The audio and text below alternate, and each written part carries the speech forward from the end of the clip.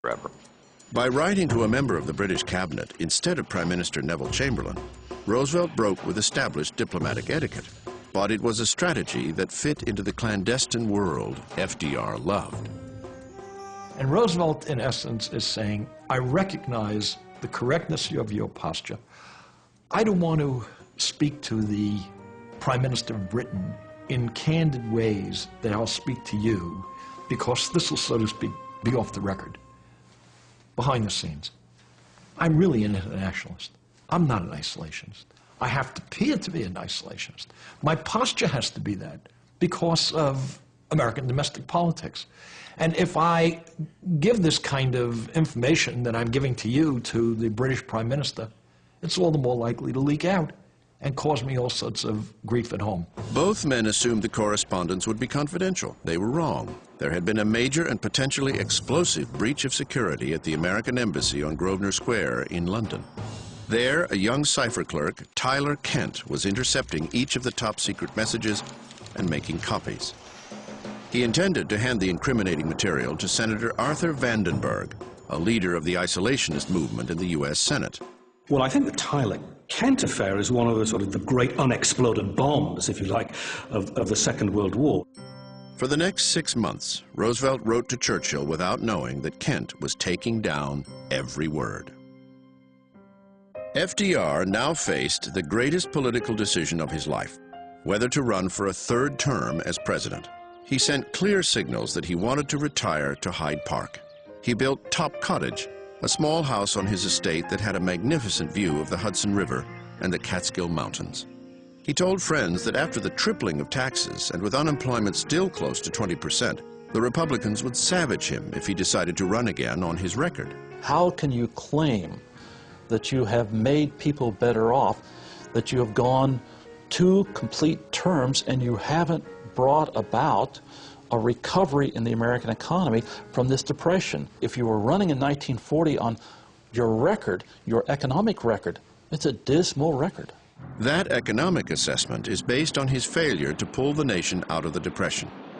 It is not the view of many historians who credit Roosevelt for advancing American society in the 1930s in a multitude of ways.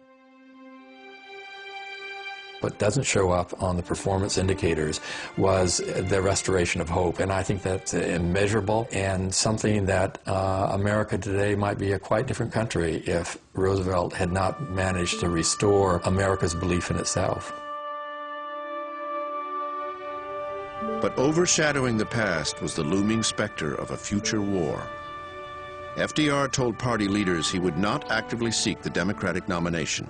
But if the party felt they needed him in this time of crisis, he would find it hard to refuse a draft. Dawn on the morning of May 10th, 1940.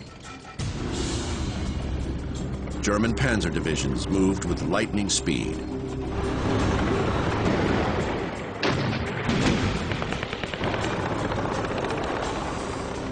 Overrunning Belgium, Luxembourg, and Holland.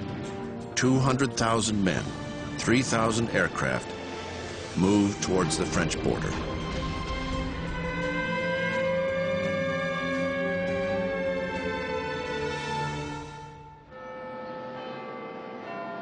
In London, Prime Minister Neville Chamberlain stood before the House of Commons, his Munich Accord in shreds. There would be no peace in this time. In the name of God, go, was the call from a senior member of his own Conservative Party. Hours later, he resigned to be replaced by Winston Churchill. King George VI had chosen a man well aware of the enormity of the challenge that lay ahead. You ask, what is our aim? I can answer in one word: victory.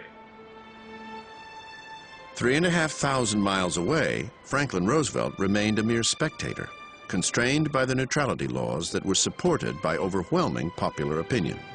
He was reduced to watching the unfolding events that revealed the level of America's impotence. By the late 1930s, the United States military establishment, Army and Navy and Air Forces alike, ranked probably 15th or 16th or 17th in the world, way down the list of effective military powers. So this was one known constraint that Roosevelt faced. The American president commanded an air wing that didn't have planes, a navy without ships, and troops that fired flour bags at cardboard tanks to simulate the reality of war. Hardly a force likely to turn back a Nazi blitzkrieg.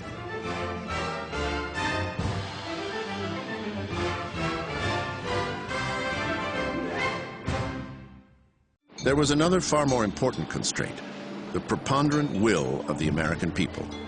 In poll after poll, they insisted that the United States should stay out of this European war.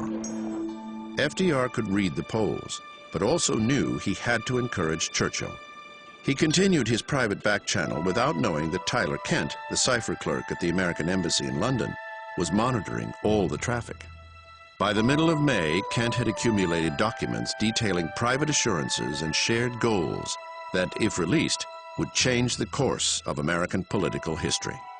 This would have enraged an isolationist Congress. It would have proven to the American people that what they had been saying all along was correct, that the president was not really telling the truth. On May 20th, 1940, Prime Minister Winston Churchill was at his country home at Chartwell, 20 miles south of London. He was told that MI5, the British intelligence service, had been tracking Kent for months and believed he was about to flee the country. Churchill ordered his arrest, and that night, Tyler Kent and over 1,400 documents were seized at his home in southwest London. Had MI5 waited 24 hours, the documents would have been in the hands of the isolationist America First movement. Roosevelt's domestic critics always accused him of being duplicitous. Armed with Kent's treachery, they would have been able to argue that they had the evidence to prove it. If Americans had known that Roosevelt was having a secret dialogue with Churchill, and that he was in any way at all assuring Churchill that we were going to be there for Britain, to shore them up, to back them up, to assure against British defeat against the Nazis, it would have defeated Roosevelt in the 1940 campaign. 3 weeks after Churchill assumed the premiership, Britain's army was poised to absorb one of the greatest military defeats in its history. Nearly 400,000 men were trapped on a beachhead at Dunkirk in France, with the Germans pressing their advantage. It appeared the British expeditionary force was about to be annihilated. They were saved when more than 200 British naval vessels and 800 civilian boats crossed the English Channel and picked up more than 335,000 stranded British soldiers. We shall defend our island, whatever the cost may be. We shall fight on the beaches, we shall fight on the landing grounds, we shall fight in the fields and in the streets, we shall fight in the hills. We shall never surrender. There's no question that Roosevelt was keenly aware that 80 to 90% of the country did not want to become directly involved in the war, and a strong 60 to 70% didn't even want to be selling supplies at that point, even to Britain. This island, or a large part of it, was subjugated and starving. The new world, with all its power and might, steps forth to the rescue and the liberation of the old. Well, the New World only meant one thing, and that was Franklin Roosevelt. Churchill was playing to an audience of one.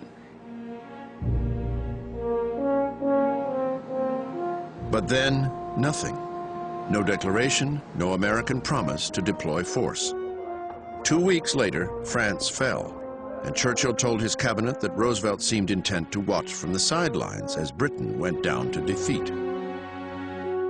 There was bitterness. I'd say there was a period where Churchill was bitter and where he would make remarks to his closest associates, such as, the Americans are very good at applauding the brave deeds of others. So there was that element. Roosevelt felt the Prime Minister didn't understand the precarious nature of his hold on power.